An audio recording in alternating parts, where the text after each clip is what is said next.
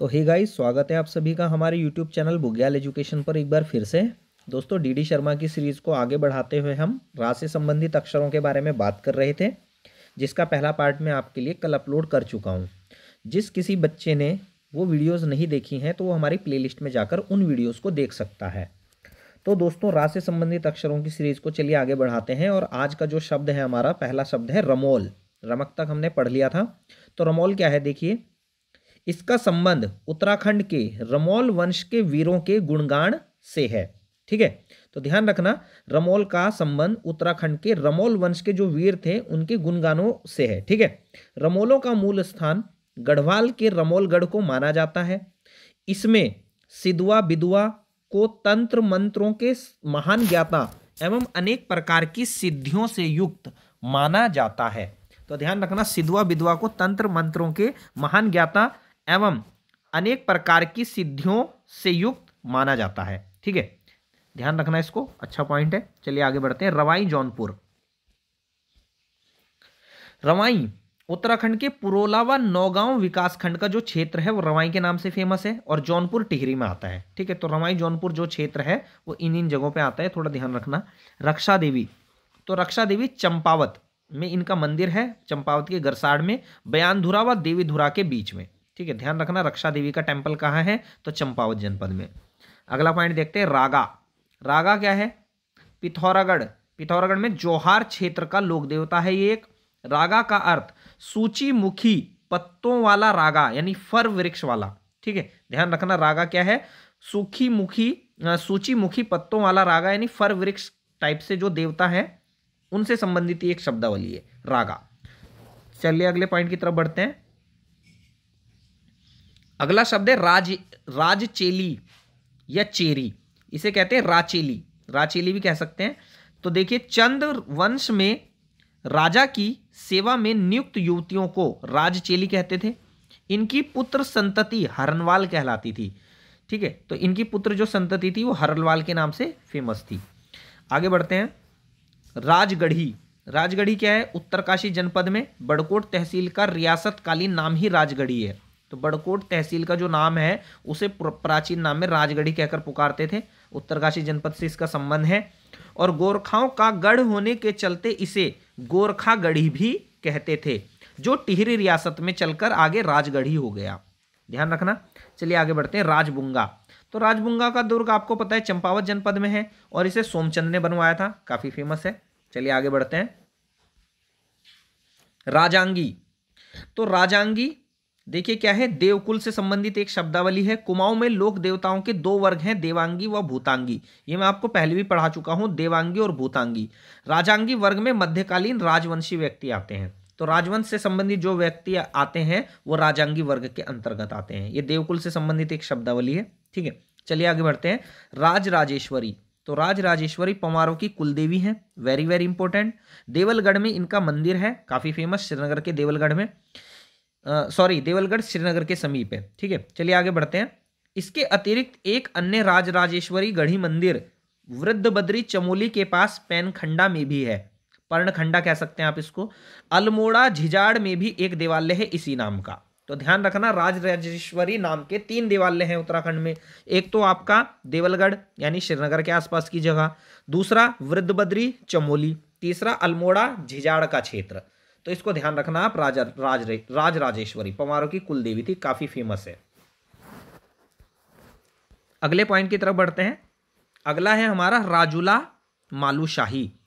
तो राजूला मालूशाही देखिए, राजूला भोट रियासत तिब्बत से लगा क्षेत्र था के निवासी सुनपत शोक की पुत्री थी। राजूला क्या है, भोट रियासत के निवासी सुनपत शोक की पुत्री थी। और मालूशाही बैराठ रियासत जिला अल्मोड़ा का पश्चिमी भाग चौखुटिया गेवाड़ का क्षेत्र के राजा दुलाशाही का पुत्र था। तो ये सुनपत शोक की पुत्री थी और ये दुलाशाही का पुत्र था। इनका रिश्ता बचपन में पैदा होने से पूर्व ही कर दिया गया था। ठीक है, काफी बड़ी कथा लिखी है इसमें राजूला मालूशाही की डीडी शर्मा में, परंतु ये कुछ मुख्य तथ्य थे जो मैंने निकाल के आप लोगों के सामने रख दिए हैं। ठीक है, इनका रिश्ता बचपन में पैदा होने से पूर्व ही कर दिया गया था। और कहते हैं कि हरिद्वार कुंभ में फिर बिछड़ गए थे, कुछ इस तरह की कहानी उसमें लिखी हुई थी। और हरिद्वार कुंभ में फिर इनका जो है मिलन हुआ था, कुछ इस तरह की कहानी थी। काफी 2-3 पन्नों में लिखी हुई है ये कहानी डीडी शर्मा में इसमें, ठीक है। राजूला को कुछ गाथाओं में सोनकोट की रानी बताया गया है, कुछ गाथाओं में मतलब उत्तराखंड की गाथाओं में ही इन्हें सोनकोट की रानी भी बताया गया है। चलिए आगे बढ़ते हैं। राठ, तो राठ आपको पता ही है, कुमाऊनी भाषा का बंधुत्व गठन का बोधक शब्द है। एक ही मूल पुरुष से उत्पत्ति मानने वाले परिवार जो सवारा या ब्रादर कहे जाते हैं, जब उपर्युक्त अंतराल के बाद भिन्न शाखाओं में बढ़ जाता है तो राठ कहलाता है। तो ध्यान रखना, राठ जो परंपरा है वैसे मुख्यतः आपका भोटिया जनजाति से जोड़ी जाती है। तो स्वारा और बिरादर ये अपने सगे संबंधियों को भी कहते हैं भोटिया जनजाति के लोग, ठीक है। इसको आप ध्यान देना, काफी इंपॉर्टेंट है दोस्तों ये सब, ठीक है। क्या कहते हैं इसे? राठ। तो कुमाऊनी भाषा में कहा जाता है इसको। चलिए आगे बढ़ते हैं। रानीखेत अल्मोड़ा में काफी फेमस स्थान है, सेब के उद्यानों के लिए काफी फेमस है।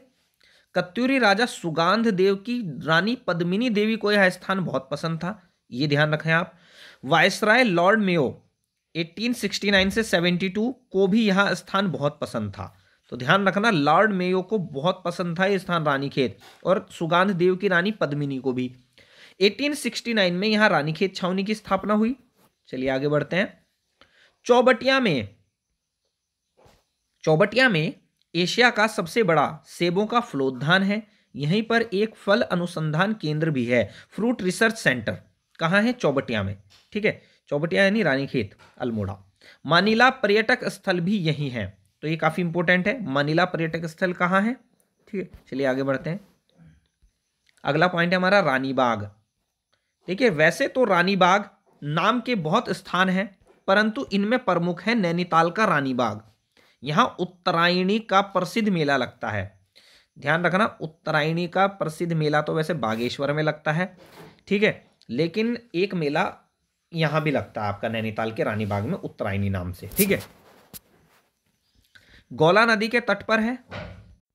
यह सवाल आपसे एग्जाम में पूछा जा सकता है कि रानीबाग किस नदी के तट पर है, तो गौला नदी के तट पर है। चलिए आगे बढ़ते हैं। यह स्थान कत्यूरी राजा प्रीतम देव की पत्नी तथा धामदेव की मां एवं मालूशाही की मां जिया रानी की तप स्थली था।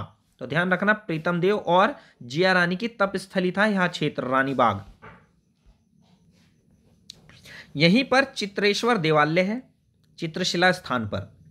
यही चित्रशिला रानीबाग गढ़वाल व कुमाऊं के कत्यूरी वंशजों का तीर्थ स्थल माना गया है। मोस्ट इंपोर्टेंट पॉइंट, चित्रशिला का मेला भी पूछा जा सकता है आपसे, कहां लगता है?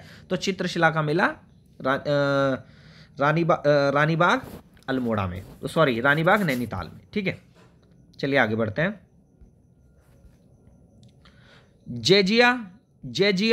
जिया रानी की जय उद्घोष, यहां जो है प्रसिद्ध एक तरह से जयकारा लगाया जाता है जिया रानी से संबंधित, जय जिया करके, तो इस तरह से लगाया जाता है। जैसे हम आमतौर पर कह देते हैं जय जिया, तो इस तरह से जय जिया कह के इसको उद्घोष किया जाता है। किसका? जिया रानी का। आगे बढ़ते हैं। राबड़ा, तो राबड़ा जौनसार बाबर के लोगों का वेयर कोटी का पेय पदार्थ है, मंडुआ व चौलाई से बनता है। पेय पदार्थ है, मंडुआ और चौलाई से बनाया जाता है। इसकी 3 किस्में हैं, घड़ी, घेंगटी व पाखुई, ठीक है। आगे बढ़ते हैं। अगला पॉइंट है हमारा रामगंगा पश्चिमी। तो रामगंगा पश्चिमी का जो उद्गम क्षेत्र है राठ क्षेत्र में दूधातोली के कोटिया बगड़ से निकलता है। यहां इसे रिथिया के नाम से जाना जाता है। इसके बाद लोभा क्षेत्र में इसे लोहावती या लोभावती भी कहते हैं। अल्मोड़ा के चौखुटिया में इसे रामगंगा से संबोधित किया जाता है, ठीक है। पुरातन साहित्य में इसे रथस्या कहा जाता है। तो ये इसके सारे उपनाम हैं, कभी भी एग्जाम में आपसे पूछा जा सकता है रथिया, रिथस्या, लोभावती, ये किस नदी के अन्य नाम है? तो रामगंगा पश्चिमी के नाम है, ठीक है। चलिए आगे बढ़ते हैं। यहां से पुनः गढ़वाल में प्रविष्ट व बूढ़ा केदार में बिनों से इसका संगम होता है, और पुनः गनाई, मासी, भिकियासेन से आगे चलने पर इसमें बाईं ओर से गगास, ध्यान रखना, बाईं ओर से गगास और दाईं ओर से नौराडगाड़ का संगम होता है। तो ध्यान रखना, गगास और नौराडगाड़ इसकी सहायक नदियां हैं। इसके बाद मल्ला सल्ट की ओर आने वाली नैलगाड़ व गढ़वाल की ओर से आने वाली दियोगाड़ के जल को समेटती हुई कालागढ़ पौड़ी गढ़वाल में प्रवेश करती है। यहाँ पर खोह नदी भी आकर इसमें मिल जाती है। तो ध्यान रखना कि कालागढ़ में खोह नदी का संगम होता है रामगंगा पश्चिमी से। रामगंगा डैम भी है वहां पे कालागढ़ में। ठीक है, चलिए आगे बढ़ते हैं।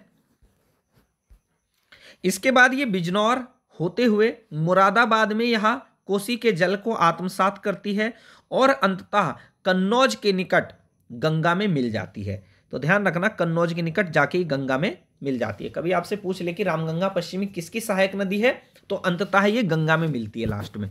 चलिए आगे बढ़ते हैं। पूर्वी रामगंगा। तो पूर्वी रामगंगा का देखिए उद्गम स्थल नामिक ग्लेशियर है। रामेश्वरम में सरयू से इसका संगम हो जाता है। ठीक है, रामगंगा पश्चिमी का उद्गम स्थल गैरसैंण की ग्राम पंचायत मरोड़ा के अंतर्गत रामनाली नामक स्थान है। रामगंगा पश्चिमी। ठीक है, दूधातोली श्रेणी का पूर्वी ढाल कहा जाता है इसको, जो कि मैं आपको ऊपर पढ़ा चुका हूं रामगंगा पश्चिमी में। ठीक है, तो दोस्तों आज के लिए इस वीडियो में इतना ही रखते हैं। और ये हमारा जो है रा से संबंधित अक्षरों का सेकंड पार्ट है। कल हम जो पढ़ाएंगे आपको थर्ड पार्ट पढ़ाएंगे। ठीक है, रा से संबंधित अक्षर का ये मुझे लगता है 4 पार्ट में जाएगा आपका। रा से संबंधित अक्षर डीडी शर्मा में बहुत सारे हैं। ठीक है, तो आप हमारे चैनल के साथ लगातार बने रहिए, पढ़ते रहिए। देखिए डीडी शर्मा की किताब भी आप लगा करके इसके साथ पढ़ सकते हैं। यहाँ शॉर्ट नोट्स में आपको मिलेगा, तो वहाँ आप पूरी कहानी के रूप में भी वो चीज़ों को पढ़ सकते हैं। तो जरूर पढ़ें, डीडी शर्मा की काफ़ी अच्छी बुक है। एग्जाम में से लगातार सवाल आ रहे हैं दोस्तों, तो आप पढ़ सकते हैं। और बाकी हमारे चैनल को सब्सक्राइब, फॉलो और शेयर करना ना भूलें अपने चहेतों के साथ, अपने सगे संबंधियों के साथ, या जो बच्चे तैयारी कर रहे हैं उनको आप इस चैनल के लिंक को आगे सेंड कर सकते हैं। ठीक है, तो चलिए मिलते हैं अगले लेक्चर में। तब तक के लिए जय हिंद, जय भारत, जय उत्तराखंड। धन्यवाद।